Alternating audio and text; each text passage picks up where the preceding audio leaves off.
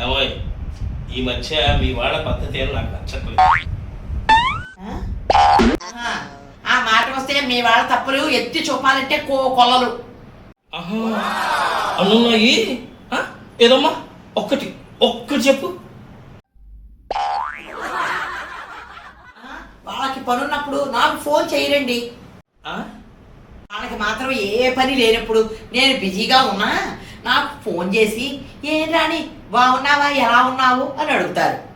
ఆహా, ఎలా ఉన్నావు రాణి, ఏం చేస్తున్నావు రాణి అని అడగడం కూడా తప్పేనా? మరి అలాంటప్పుడు మనం ఫోన్ చేసినప్పుడు వాళ్ళు కూడా అలాగే స్పందించాలి కదా. వాళ్ళు ఆ టైంలో ఏ బిజీగానో ఉంటుంటారు, ఏ బంధువులతోటో చుట్టాలతోటో. వాళ్ళకి చుట్టాలు వచ్చినప్పుడు నేను పని చేయనా? ఏ చుట్టాలు లేనప్పుడు కాలక్షేపం అవనప్పుడు నేను పనికొస్తానా? అంటే నువ్వెప్పుడు ఖాళీగానే ఉంటావు కదా. బాగుందండి, చాలా బాగుంది. మీరు నన్ను అలాగే అర్థం చేసుకుంటున్నారు, ఏ పని లేని దానిలాగా.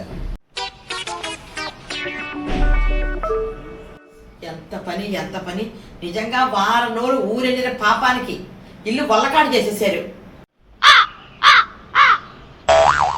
వచ్చినప్పటి నుంచి శుభ్రం చేసుకోవడమే సరిపోయింది.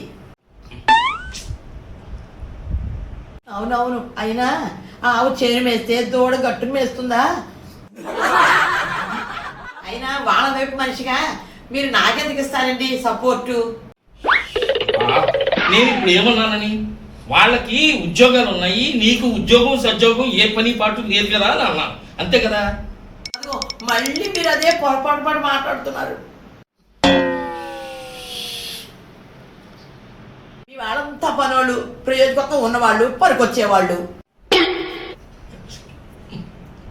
నేను ఒక్కనే పని లేని దాన్ని, అప్రయోజకురాల్ని, పనికి మారిన దాన్ని. అది ఎవరన్నారు? మీరు పట్టి అనక్కర్లేదు, నేను అర్థం చేసుకోగలను. నేను మీరు అనుకున్నంత అమాయకురాలు ఏం కాదు. అయినా అమాయకురాలు ఎవరన్నారు? అంటే గడుగ్గానే కదా మీ ఉద్దేశం? అది కాదు, తెలివైన దానివని. మరైతే అమాయకురాలు ఎందుకన్నారు?